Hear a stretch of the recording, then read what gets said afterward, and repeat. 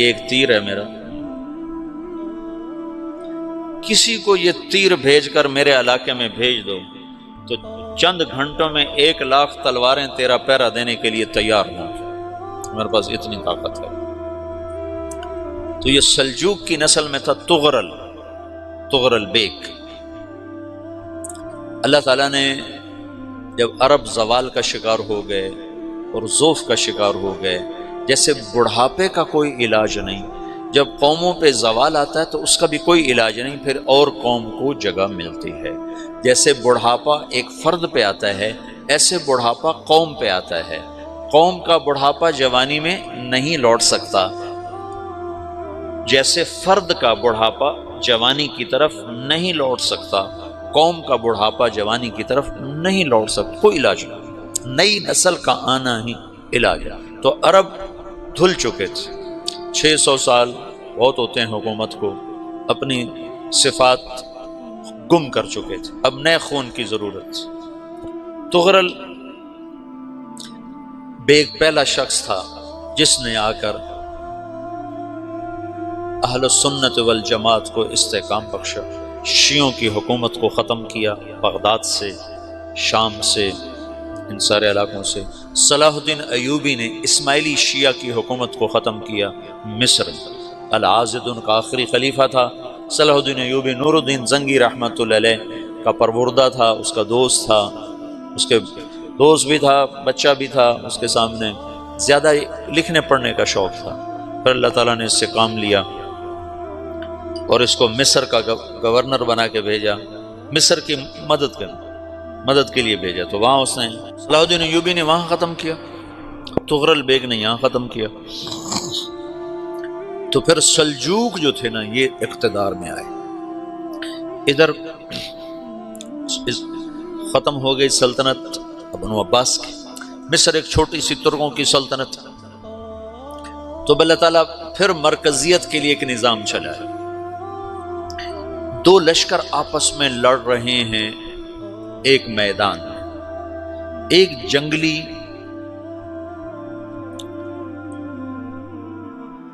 بدوؤں کا قافلہ، جنگل کے لوگ اپنے قبیلے کو لے کر، ایک جنگلی قبیلہ اپنے سردار کے ساتھ نقل مکانی کر رہا ہے ایک جگہ سے دوسری جگہ۔ اللہ کا نظام کہ یہ لوگ چلتے چلتے چلتے اس وادی میں پہنچ گئے جہاں جنگ ہو رہی ہے، دو لشکر آپس میں لڑ رہے ہیں۔ جب یہ وہاں پہنچتے ہیں تو ایک لشکر کے قدم اکھڑ رہے ہیں اور دوسرا غالب آ رہا ہے۔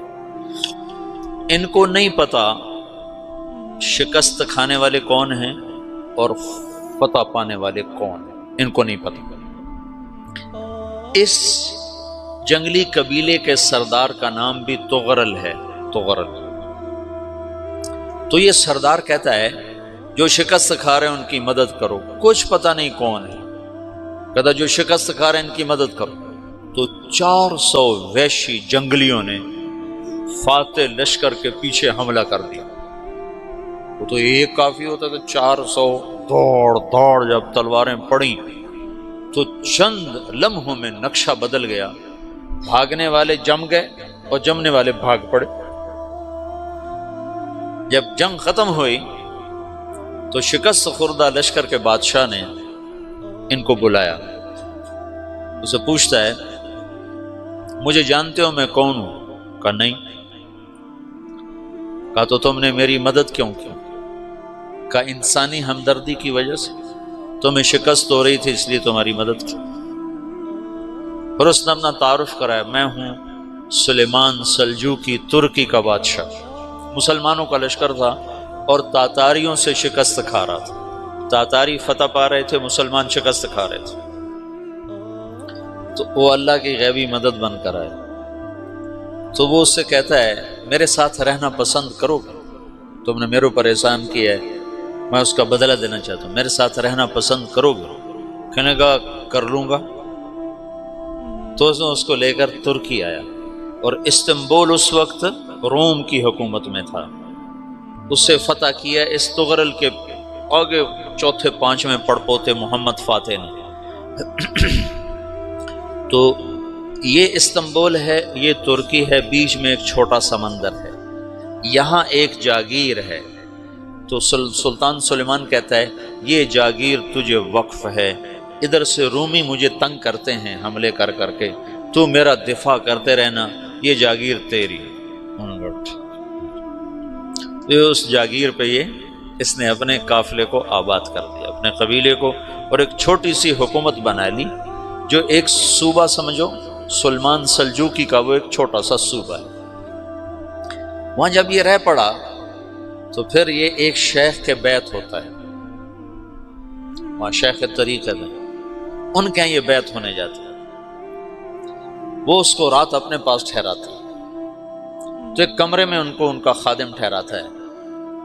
یہ جب کمرے میں جاتا ہے تو سامنے دیوار میں طاقچے پر قرآن پڑا ہوا ہے، تو یہ تغرل بیگ کہتا ہے یہ کیا ہے، یہ کیا ہے؟ تو وہ خادم کہتا ہے یہ کتاب اللہ ہے، قرآن ہے۔ اچھا، وہ اس کو وہاں چھوڑ کے باہر چلا جاتا ہے۔ وہ دیہاتی آدمی، جنگل کا رہنے والا، پہلی دفعہ زندگی میں قرآن دیکھا، وہ کہتا ہے یہ قرآن ہے، اللہ کی کتاب ہے، میں اللہ کی کتاب کے سامنے سو جاؤں، کتنی بے ادبی ہے۔ تو اس نے ایسے قرآن اٹھایا اور سر پہ رکھ لیا اور کھڑا ہو گیا، ساری رات قرآن سر پہ رکھ کے کھڑا رہا۔ رات کے پچھلے پہر اس کو خواب آیا، کھڑے کھڑے اس نے دیکھا کہ اس کی پشت سے ایک چاند نکلا اور شیخ کی بیٹی کے سینے میں جا کے اتر گیا۔ پھر اس لڑکی کے سینے سے ایک درخت نکلا جو پھیلتے پھیلتے پھیلتے 3 بر اعظم پہ چھا گیا، افریقہ پر، یورپ پر، ایشیا پر۔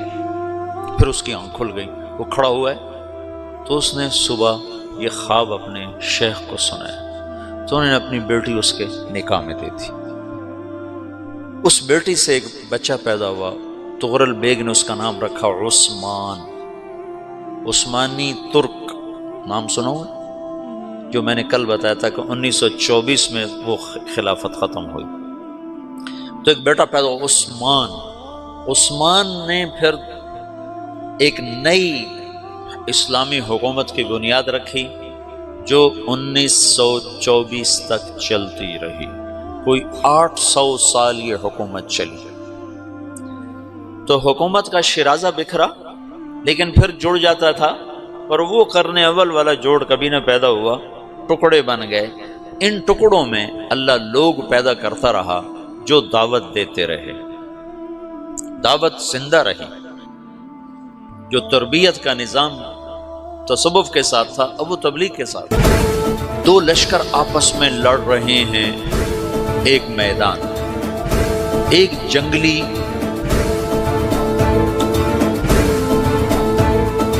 بدوؤں کا قافلہ، جنگل کے لوگ اپنے قبیلے کو لے کر، ایک جنگلی قبیلہ اپنے سردار کے ساتھ نقل مکانی کر رہا ہے ایک جگہ سے دوسری جگہ۔ اللہ کا نظام کہ یہ لوگ چلتے چلتے چلتے اس وادی میں پہنچ گئے جہاں جنگ ہو رہی ہے، 2 لشکر آپس میں لڑ رہے ہیں۔ جب یہ وہاں پہنچتے ہیں تو ایک لشکر کے قدم اکھڑ رہے ہیں اور دوسرا غالب آ رہا ہے۔ ان کو نہیں پتا شکست کھانے والے کون ہیں اور فتح پانے والے کون ہیں، ان کو نہیں پتا۔ اس جنگلی قبیلے کے سردار کا نام بھی تغرل ہے، تغرل۔ تو یہ سردار کہتا ہے جو شکست کھا رہے ہیں ان کی مدد کرو، کچھ پتہ نہیں کون ہے، کہتا جو شکست کھا رہے ہیں ان کی مدد کرو۔ تو 400 وحشی جنگلیوں نے فاتح لشکر کے پیچھے حملہ کر دیا۔ تو ایک کافی ہوتا تو 400 دوڑ دوڑ جب تلواریں پڑیں تو چند لمحوں میں نقشہ بدل گیا، بھاگنے والے جم گئے اور جمنے والے بھاگ پڑے۔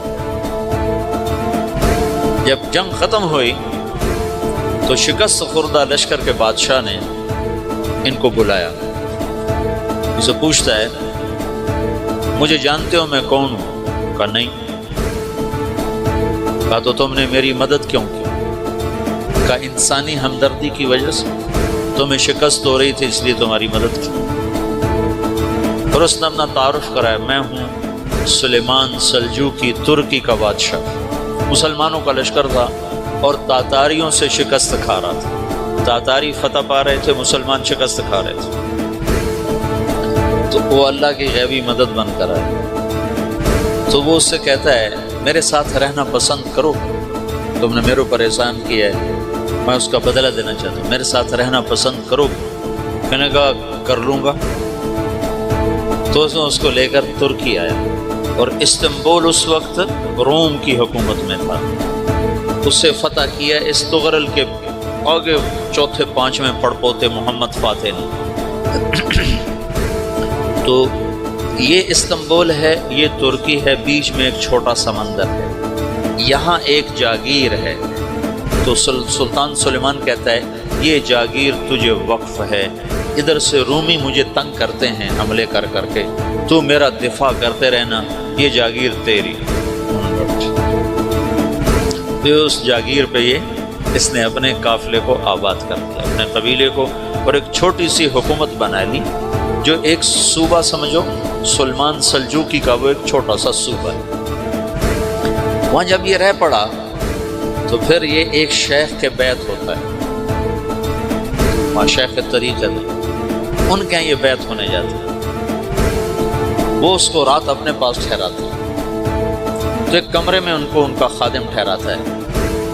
یہ جب کمرے میں جاتا ہے تو سامنے دیوار میں طاقچے پر قرآن پڑا ہوا ہے. تو یہ تغرل بیگ کہتا ہے یہ کیا ہے, یہ کیا ہے؟ تو وہ خادم کہتا ہے یہ کتاب اللہ ہے, قرآن ہے. وہ اس کو وہاں چھوڑ کے باہر چلا جاتا ہے. وہ دیہاتی آدمی, جنگل کا رہنے والا, پہلی دفعہ زندگی میں قرآن دیکھا. وہ کہتا ہے یہ قرآن ہے, اللہ کی کتاب ہے, میں اللہ کی کتاب کے سامنے سو جاؤں, کتنی بے ادبی ہے. تو اس نے ایسے قرآن اٹھایا اور سر پہ رکھ لیا اور کھڑا ہو. ساری رات قرآن سر پہ رکھ کے کھڑا رہا. رات کے پچھلے پیر اس کو خواب آیا, کھڑے کھڑے اس نے دیکھا کہ اس کی پشت سے ایک چاند نکلا اور شیخ کی بیٹی کے سینے میں جا کر اتر گیا. پھر اس لڑکی کے سینے سے ایک درخت نکلا جو پھیلتے پھیلتے پھیلتے 3 بر اعظم پہ چھا گیا, افریقہ پر, یورپ پر, ایشیا. پھر اس کی آنکھ کھل گئی, وہ کھڑا ہوا ہے. تو اس نے صبح یہ خواب اپنے شیخ کو سنایا. تو انہوں نے اپنی بیٹی اس کے نکاح میں دی تھی. اس بیٹی سے ایک بچہ پیدا ہوا, تغرل بیگ نے اس کا نام رکھا عثمان.